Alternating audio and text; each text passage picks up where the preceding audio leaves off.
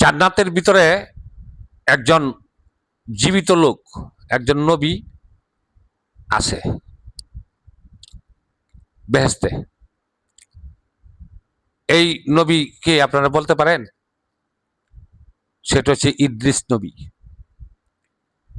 আরজালের সাথে দোস্ত পাইতা বেহেশতে ঢুকছিল, তারপরে চালাকি করে হ্যাঁ বেহেশতের ভিতরে ঢুকছে।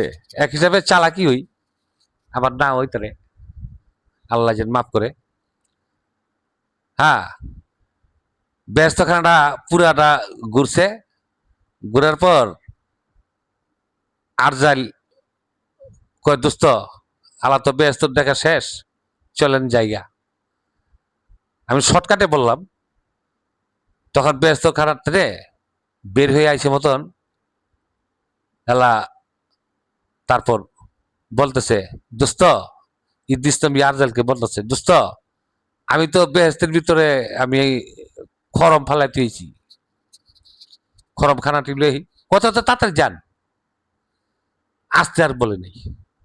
হ্যাঁ, এরপরে খরমের লেগে গেছে, এই আজ পর্যন্ত গেল, কাইলেও গেল, এখনো ইদ্রিস নবী সেই বেহেশতের ভিতরে রয়ে গেছে। এটা আপনারা এই হাদিসটা অনেকেই জানেন। হ্যাঁ, বেহেশতের ভিতরে ইদ্রিস নবী জীবিত অবস্থায় আছে।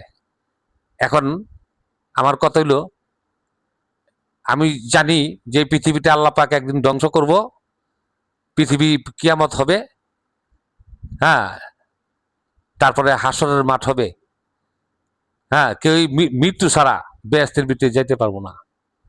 হ্যাঁ, তাহলে সেই ব্যক্তি এখন ইদ্রিস নবী যে বেহেশতের মধ্যে রইল, উনি কি ফিরা মারা যাব নাকি এই জীবিত অবস্থায় বেহেশতে থাকবো? আপনাদের কাছে প্রশ্ন আমার রইল। হ্যাঁ, আপনারা যদি জানা থাকে তাহলে আমার কমেন্ট বক্সে এই উত্তরটা লিখে পাঠাবেন। এই বলে আমি আলোচনা শেষ করলাম। আসসালামু আলাইকুম।